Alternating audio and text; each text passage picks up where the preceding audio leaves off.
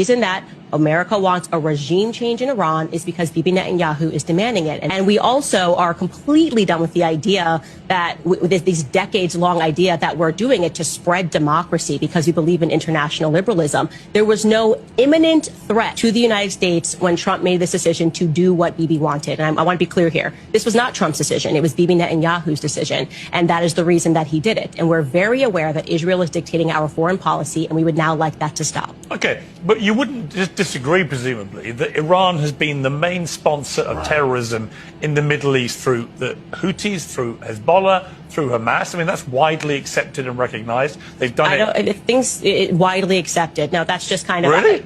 You don't think they have? Has been a terrorist state. Okay, Israel right now is imparting a genocide and a Holocaust on the Gazan people.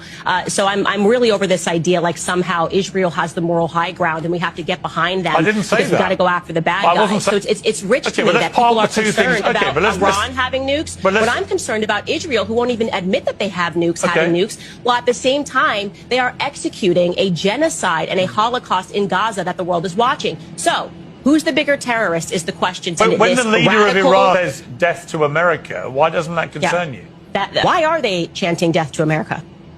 Maybe it has something to do with just like killing 1 million Iraqi civilians, okay, because Bibi Netanyahu on a congressional stage and said there are weapons of mass destruction, and we took that to the bank and there actually were no weapons of mass destruction, so we just killed 1 million. It could have something, I could be crazy, it could have something to do with our actions in the Middle East. We know that Bibi Netanyahu funded the al-Qaeda adjacent front because he wanted to overthrow Syria. Bibi Netanyahu funded Hamas. There's footage of Bibi Netanyahu saying this stuff on camera. So it's just so ridiculous to me to pretend that they're in some predicament, that they may be eradicated soon, which is why they have to keep funding all of these terrorist groups and then pretending that they're victims of terror, when in fact they are people that are imparting it worldwide.